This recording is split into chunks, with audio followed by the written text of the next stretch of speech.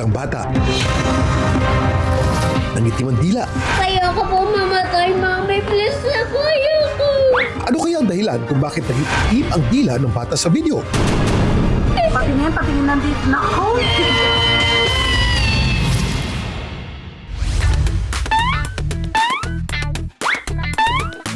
Tinitingnan ko lang kulay ng dila ko. Ayon kasi sa Cleveland Clinic, ang kulay ng dila natin pwedeng magpakita ng indikasyon kung meron tayong underlying condition. Ang kulay ng healthy tongue ay light to dark pink. Kapag purple ang dila, pwede itong maging indikasyon ng Kawasaki disease, isang bihirang sakit na tumatama sa mga bata kung saan namamaga ang mga daluyan ng dugo. Ang dilaw na dila ay pwedeng senyales ng poor oral hygiene. Kapag puti naman ang dila, minsan ay makati o masakit. Pwedeng may impeksyon na tinatawag na oral thrush na dahil yan sa yeast o fungus. Ang itim na dila naman ay pwedeng mula sa pag-inom ng certain medications. Ito nga kaya ang dahilan kung bakit itim ang dila ng bata sa video? Umabot na sa magit 11 million views ang video ito.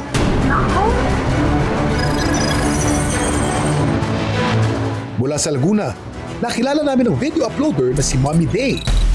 Ayoko po mamatay, Mami. Please ako, ayoko.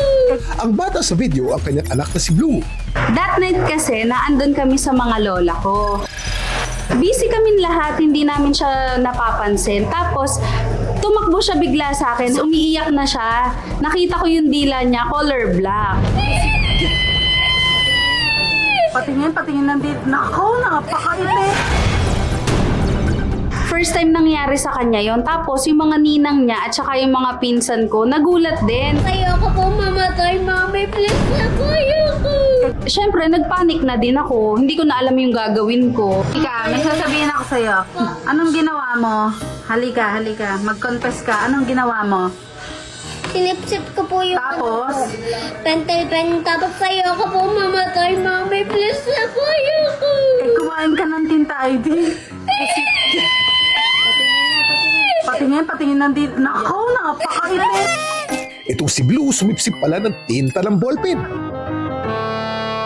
Talagang natural na curious siya. Talagang palagi siyang nag-e-explore. After that, pinaliwanag naman namin sa kanya na hindi siya mamamatay sa tinta ng ballpen. Hindi nga ba nakamamatay ang tinta ng ballpen?